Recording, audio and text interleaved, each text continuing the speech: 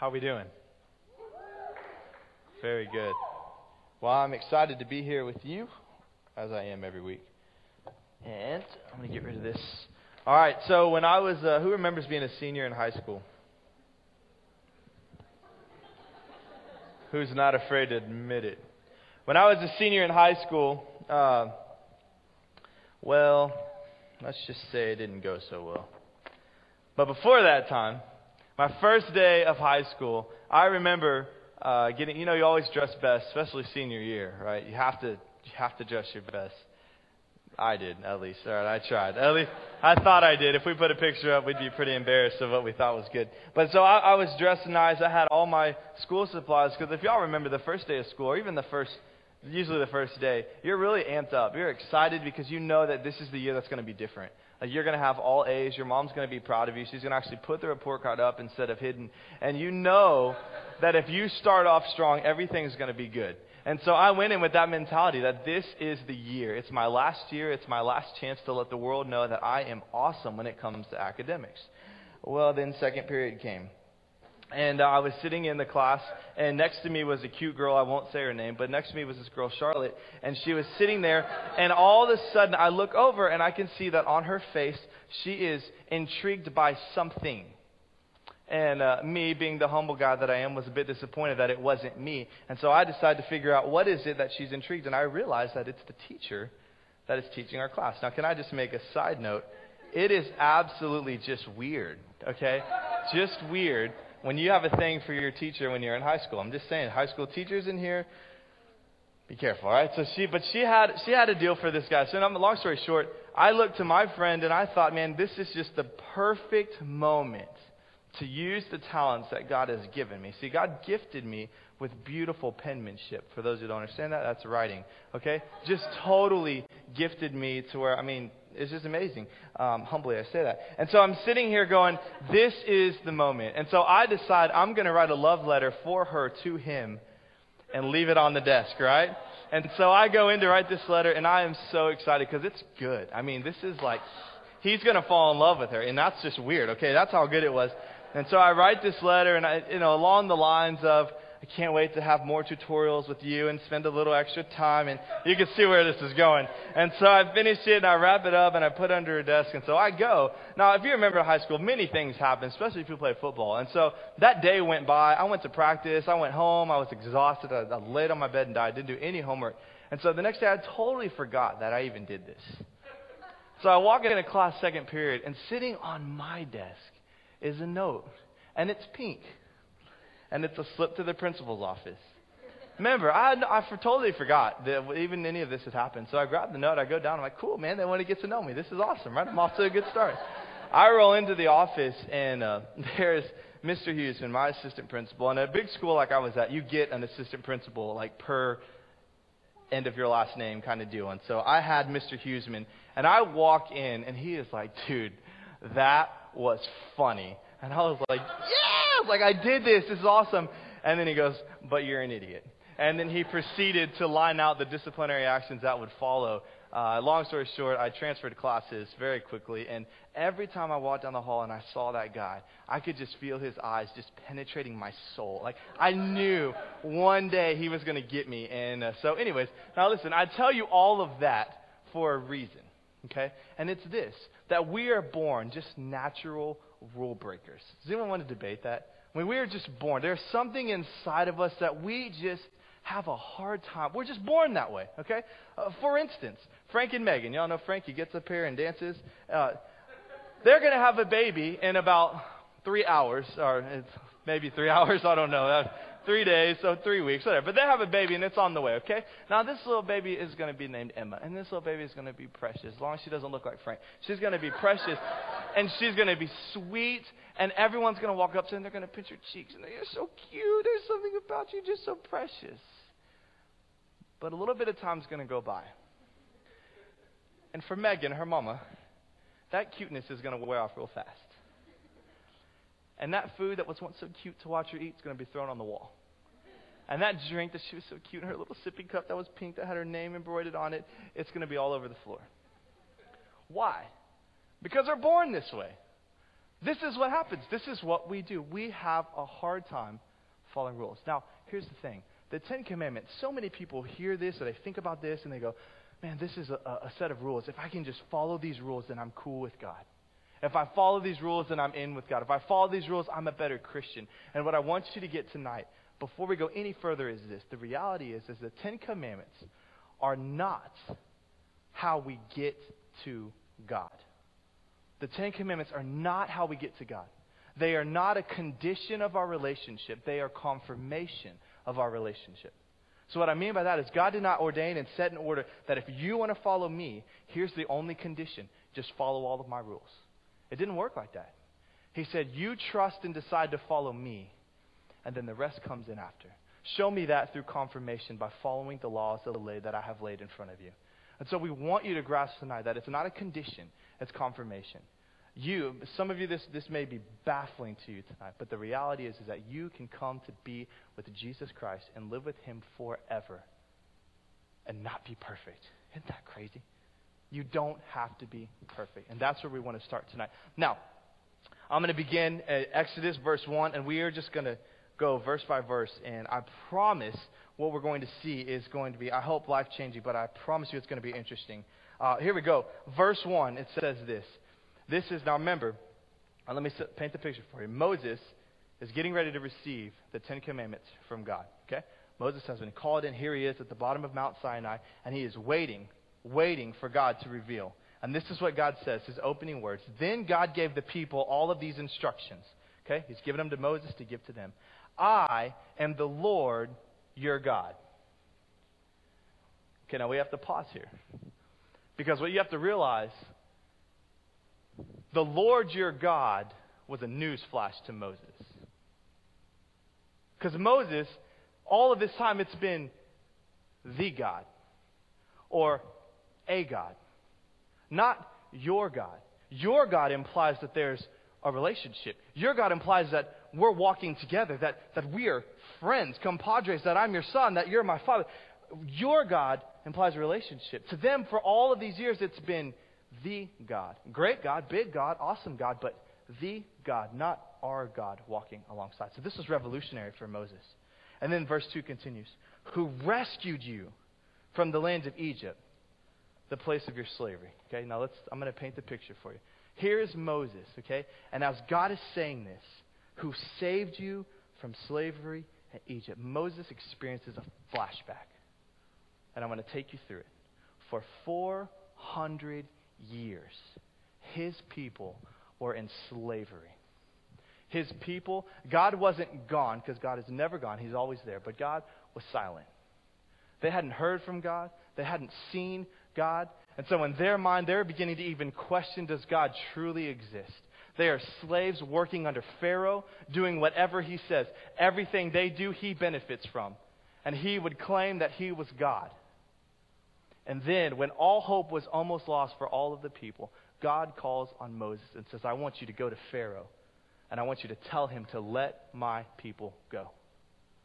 And so Moses, you got to understand, that takes a lot of courage to walk up to Pharaoh and say this, but he says, Pharaoh, I know that you think you're God, but you're not God. The God that I know, the real God, the God that is, he's telling me to tell you that you need to let my people go.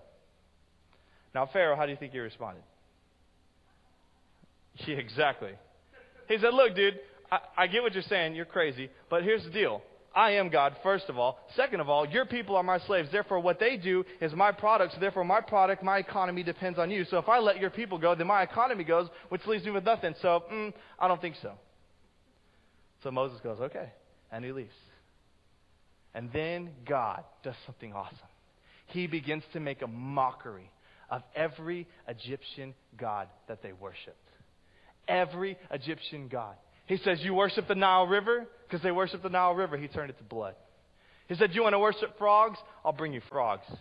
You want to worship flies? Or fleas? Or flies? Yeah, I'll bring you flies. You want to worship the sun? I'm going to block out the sun. And he removed, and in the process of removing and making a mockery,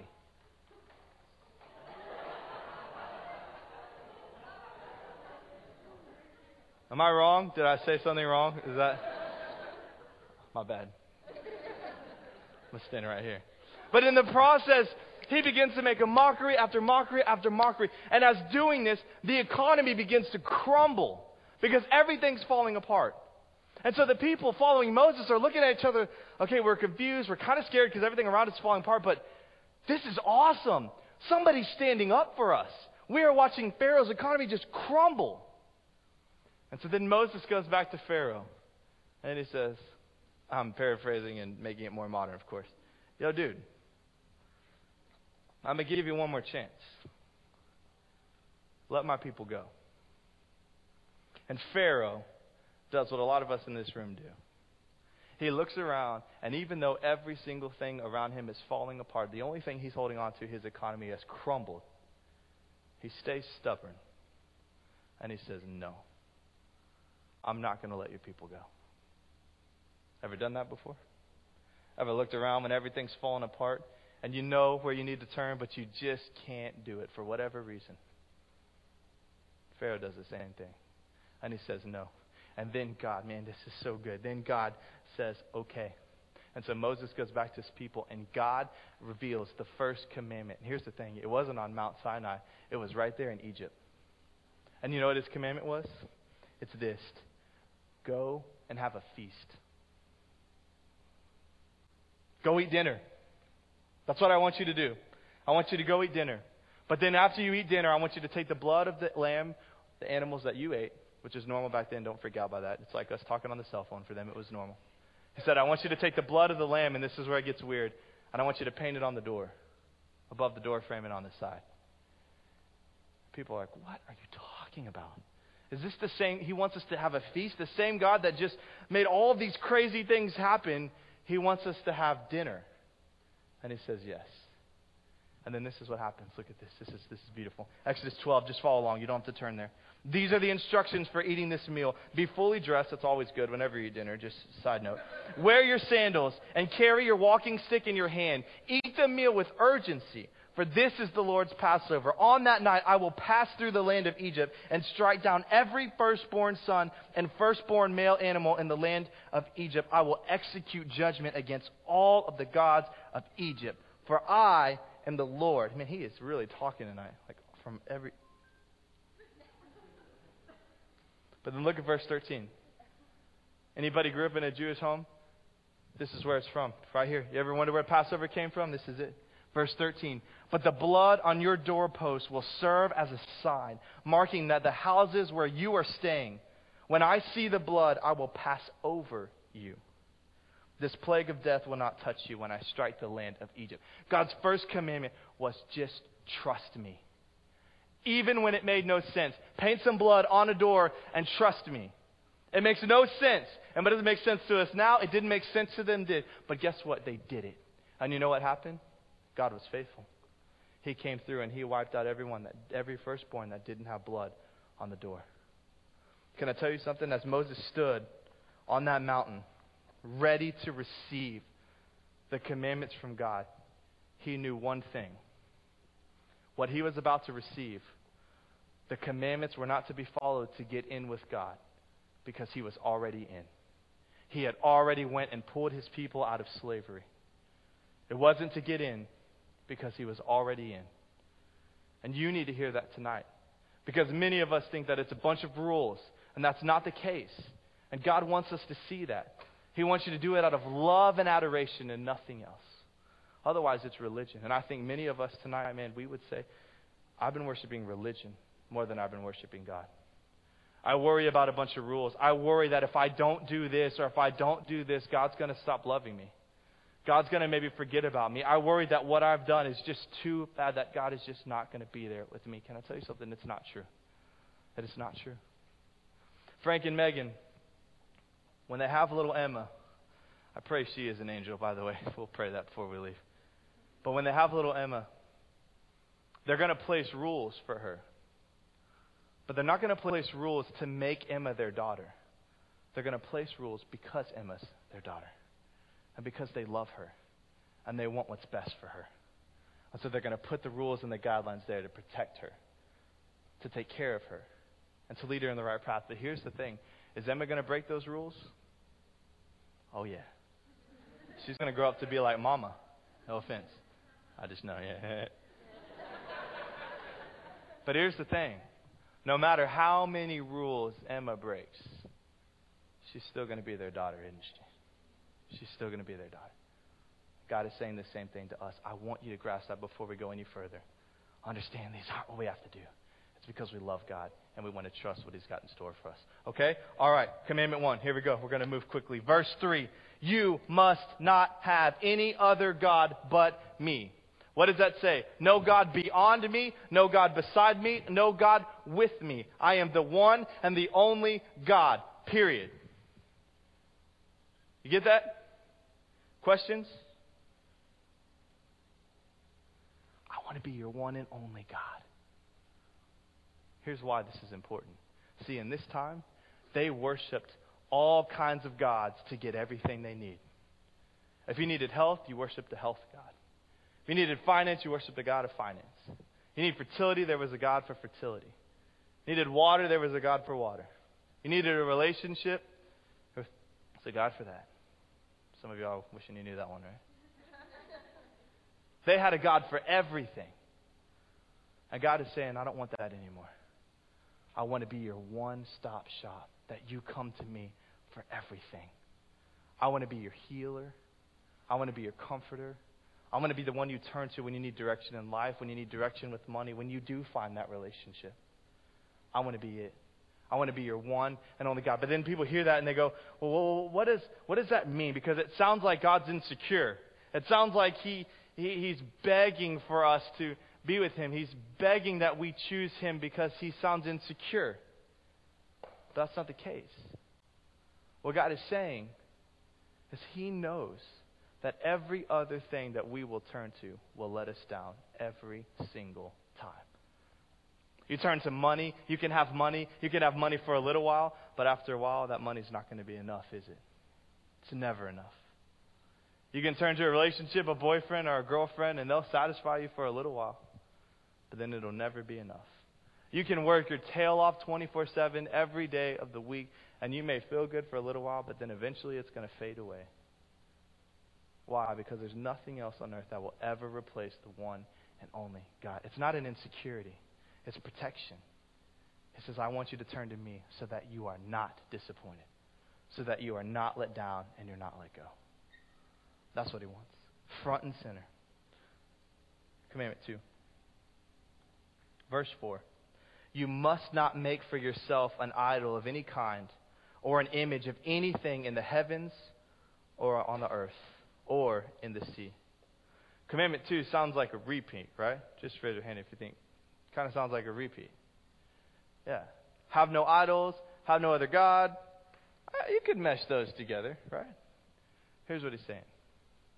I don't want you to turn to anything man-made and think that it's ever going to compare to me. Now, what does that look like? Many of us, and I might step on your toes, and that's okay, for me at least. You come to church, and in this place, you can worship God freely. The Holy Spirit is here. There is no limitations. You can sing as loud as you want. It's just a holy place.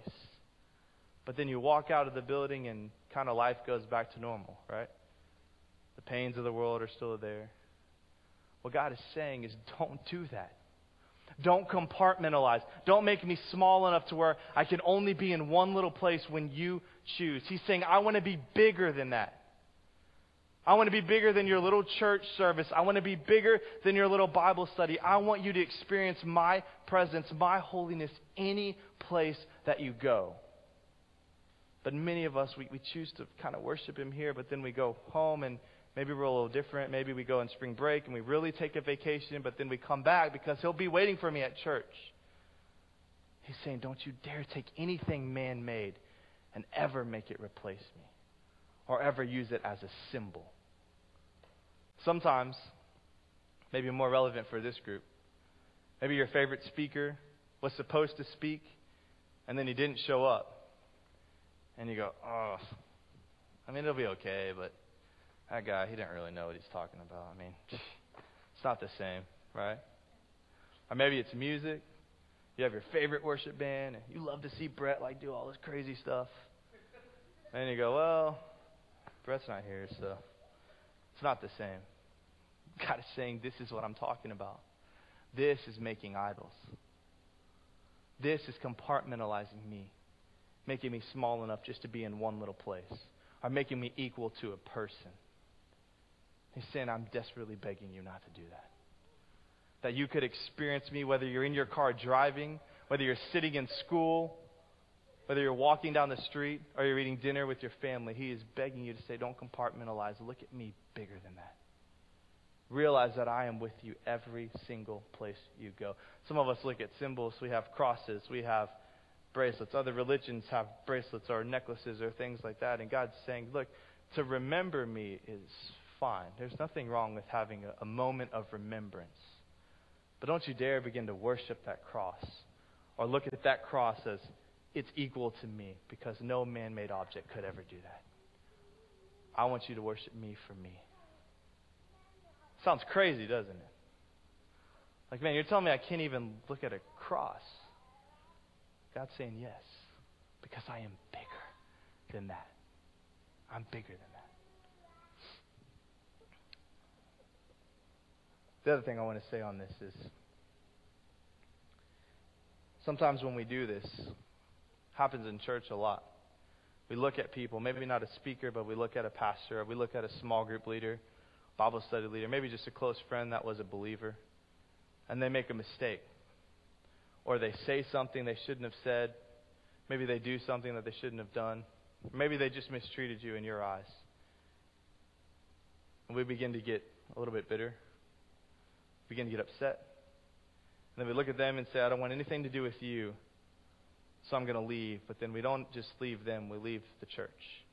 And we ultimately leave God because of what somebody did. And he's saying this is where it's dangerous. Because when you look to man, they're going to disappoint you every single time. For me, when this really rung home, I had a girlfriend a few years ago. And when I met her, she wasn't a believer. And we started dating. And so she thought going to church was the thing to do. And she did. And she came. And I remember watching her pray and watching her worship and read her Bible and tell me about things she was learning. And I just thought, man, this is so cool. This is great. This is what it's supposed to do. Like, yes, I'm bringing someone to the Lord. All right, don't do it. I'm telling you, it's bad. But this, I was just like, God is going to be so happy with me. And then a year or two passed, and the relationship just didn't work out. And so we went our separate ways. And I watched within a week the relationship that I thought she had with God completely dissipate. Because it was solely relying on me. That, yeah, I'm sure deep down somewhere she was interested. But the reason she went to church was so that I would be happy. The reason she read her Bible was so that I would be happy. And this is where it's dangerous. And that moment that I felt, oh my gosh, yes, I'm bringing someone to the Lord. This is it. You know what it really was? I was hindering someone from really experiencing her. Now, that's not necessarily my fault. But you can see where this is going. When we rely on people, we let ourselves down. So I just challenge you. If there's a spiritual giant in your life that you look to, and if they were ever to mess up, you don't know how you would take it, I encourage you to be careful. Because that's how we get in trouble. And for the rest of us, keep that in mind. That there are people watching us. So let that be a challenge to you. Not to be perfect, because we never will be.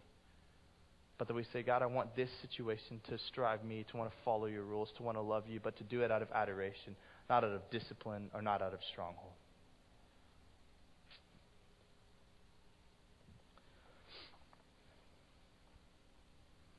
Verse 5. Close this down. This is really important.